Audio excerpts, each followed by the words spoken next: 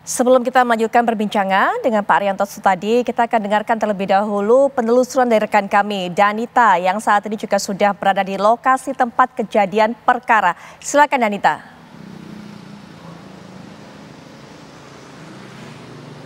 Putri Viola dan juga pemirsa, betul sekali pihak dari kepolisian Polrestabes Semarang dan tadi juga ditemani oleh Kabid Humas Polda Jawa Tengah sudah menggelar prarekonstruksi siang tadi terkait insiden tertembaknya siswa SMK Negeri 4 Semarang, Jawa Tengah. Ada beberapa adegan yang tadi juga ditunjukkan atau diperagakan oleh 4 orang tersangka yang menurut pihak kepolisian 4 orang tersangka ini merupakan tersangka kasus atau tersangka tawuran karena pihak kepolisian sebelumnya menyebutkan awal mula terjadinya penembakan terhadap siswa SMK Negeri 4 Semarang, Jawa Tengah ini bermula ketika pihak kepolisian atau anggota kepolisian yang merupakan yang diduga melakukan penembakan ini adalah karena adanya tawuran dan melerai tawuran dua kelompok begitu di Semarang, Jawa Tengah.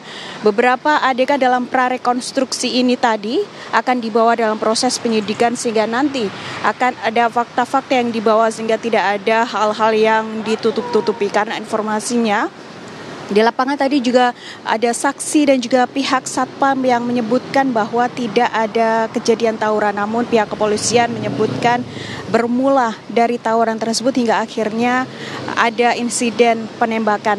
Pihak kepolisian baik Polrestabes Semarang maupun Polda Jawa Tengah hingga saat ini juga masih melakukan pemeriksaan terhadap oknum anggota kepolisian yang diduga melakukan penembakan tersebut di Paminal atau di Propam Polda Jawa Tengah. Dan saat ini juga pihak sekolah ketika kami melakukan konfirmasi terhadap pihak sekolah apakah keseharian dari korban meninggal dunia GRO 17 tahun ini memang terlihat seperti atau ikut dalam anggota geng atau kelompok tertentu. Pihak sekolah menyebutkan bahwa anak tersebut merupakan sosok yang rajin dan ikut dalam paskib di sekolahnya dan beberapa waktu yang lalu bahkan memenangkan lomba paskib begitu. Dan kami juga masih menunggu konfirmasi lebih lanjut kepada pihak kepolisian mengenai hasil dari prarekonstruksi yang sudah dilaksanakan pihak kepolisian untuk nantinya apakah kemudian kronologi yang ditetapkan ataupun yang disampaikan oleh pihak kepolisian ini sesuai dengan prarekonstruksi atau sesuai dengan hal-hal yang disampaikan oleh sejumlah saksi karena memang hingga saat ini juga sejumlah saksi sudah diperiksa oleh pihak kepolisian. Pihak kepolisian juga masih melakukan pencocokan ataupun penyelidikan pendalaman mengenai insiden tertembaknya salah satu siswa SMK Negeri 4 Semarang, Jawa Tengah. Putri Viola. Rita, apakah Anda mendapatkan informasi mungkin dari pihak sekolah, mungkin dari pihak keluarga, ataupun juga rekan-rekan almarhum? Sebenarnya bagaimana sosok dari almarhum ini? Bagaimana track recordnya dan juga bagaimana kesehariannya?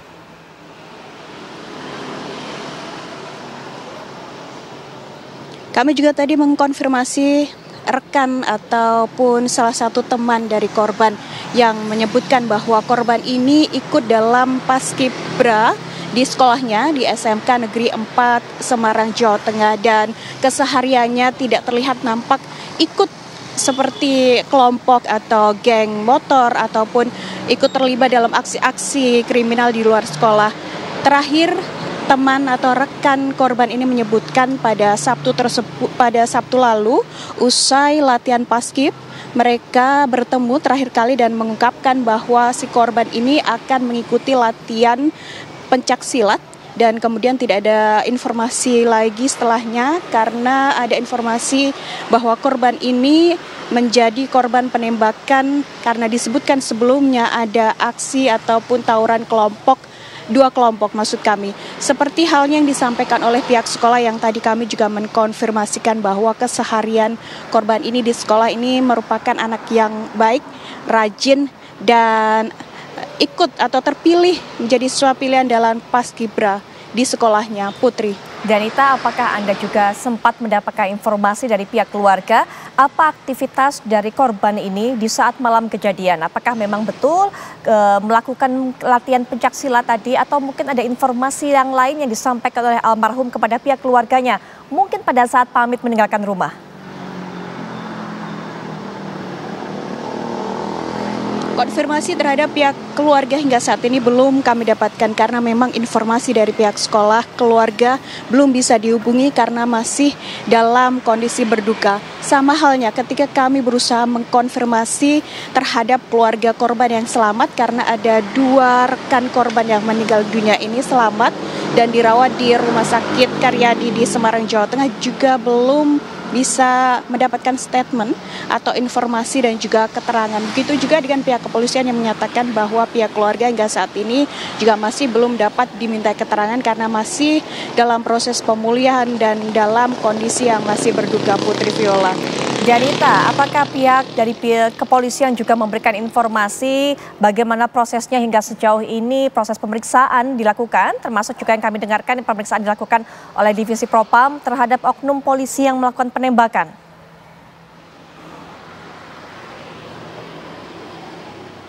Betul, pemeriksaan terhadap oknum polisi yang melakukan penembakan terhadap siswa berinisial GRO, siswa SMK Negeri 4 Semarang, Jawa Tengah ini hingga saat ini masih terus dilakukan, baik mengenai bagaimana kemudian SOP penggunaan senjata api dari anggota kepolisian.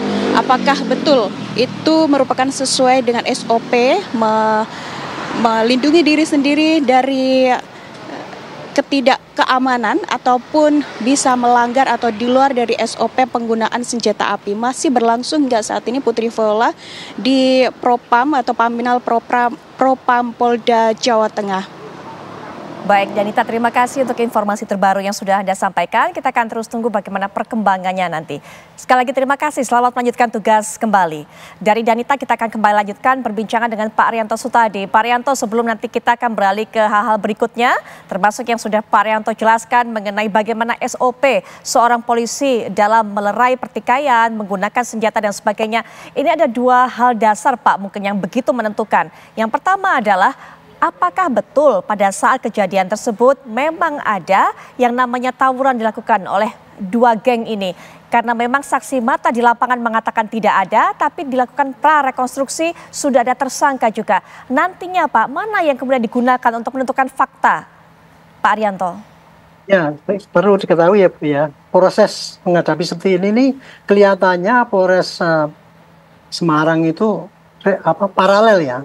Untuk tindak pidananya terjadinya itu anak meninggal itu tertembak itu pasti dilakukan penyidikan terjadinya orang itu meninggal karena tertembak kan gitu ya.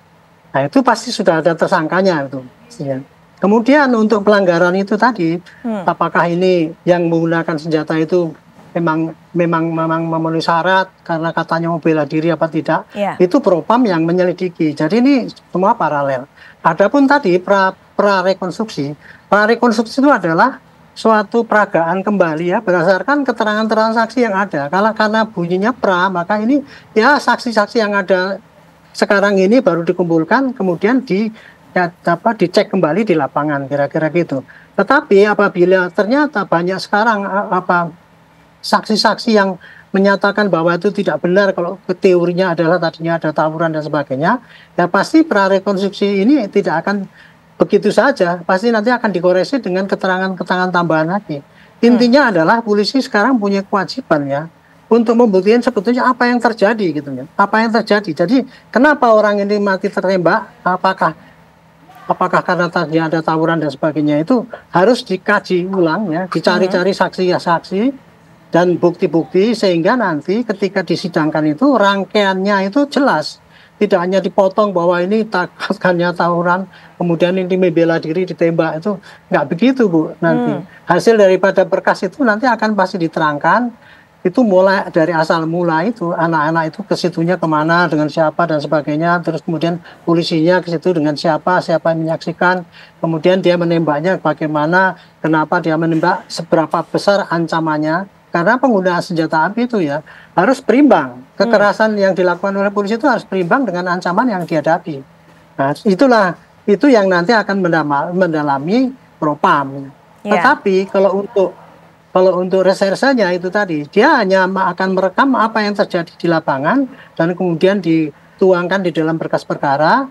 Disitulah nanti kemudian jaksa yang akan menuntut penembakan itu apakah memang memenuhi syarat sebagai bela diri atau tidak, nanti hakim yang memutuskan. Baik. Jadi dua itu Bu, jadi sasaran ini yang dikerjakan ini. Ya, terakhir Pak Arianto, tadi sudah disinggung juga bahwa seharusnya ada keterbukaan, seharusnya ada transparansi yang ditunjukkan oleh pihak kepolisian untuk bisa membuka apa kemudian yang terjadi betul-betul kepada masyarakat. Pak Arianto.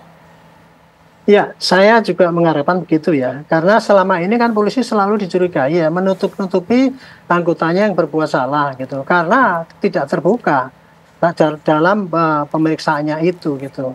Dulu waktu pembunuhannya siapa, ajudannya Pak Sambo itu juga demikian kan, polisi sekarang kan menutup-nutupi ada yang berbuat kemudian ditutupi, karena apa yang dikerjakan oleh polisi itu tidak terbuka gitu. Dan memang polisi juga ini ada kendala juga ya. Kalau ada suatu hasil penyidikan itu biasanya dia tidak akan mengumumkan, alasannya akan mengganggu penyidikan dan nanti akan hanya pro justisia. Nah inilah yang mengakibatkan rakyat tanda tanya, karena rakyat akhirnya hanya mengereka-reka dari keterangan yang didapat di lapangan, dari reporter televisi dan sebagainya ini apakah ini saksi-saksi sudah diperiksa apa tidak kan? Yeah.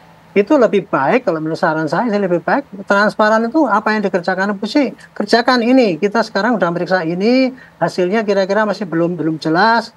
Yang sudah diperiksa ini silakan kepada saksi-saksi lain yang di lapangan yang merasa menjadi saksi, kalau belum kita panggil tolong lapor bahwa saya menyaksikan gitu, sehingga bisa membuat terang benderangnya pengusutan ini. Baik. Saya kira di sini tidak akan main-main lagi ya, polisi akan menutupi kesalahan anggotanya dengan cara bahwa itu melaksanakan tugas, kemudian sehingga menimbulkan matinya orang lain itu. Karena kalau dari aturan yang ada, penggunaan senjata api ini kelihatannya ya dengan ancaman yang dihadapi itu kelihatannya tidak begitu berimbang gitu ya. Kan karena orang banyak, sini kan kita pakai senjata. Senjata itu hanya digunakan apabila persuasif, kemudian penangkapan gitu dan sebagainya itu baru bisa digunakan.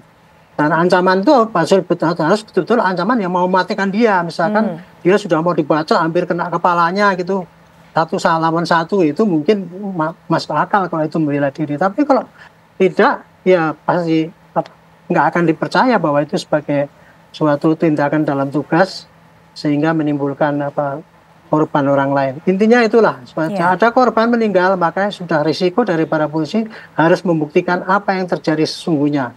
Apakah ini betul-betul suatu kejadian kriminal, atau ini betul-betul kejadian dalam pelaksanaan tugas, atau kejadian yang lainnya. Ini kita tunggu saja tadi intinya ini. Ya. Pak Arianto Pak Arianto tadi terima kasih sudah meluangkan waktunya memberikan keterangan pandangan kami mengenai kasus ini. Kita akan terus tunggu Pak bagaimana proses penyelesaiannya dan juga fakta-fakta yang akan diungkapkan kepada masyarakat. Selamat malam Pak, selamat beraktivitas kembali. Terima kasih.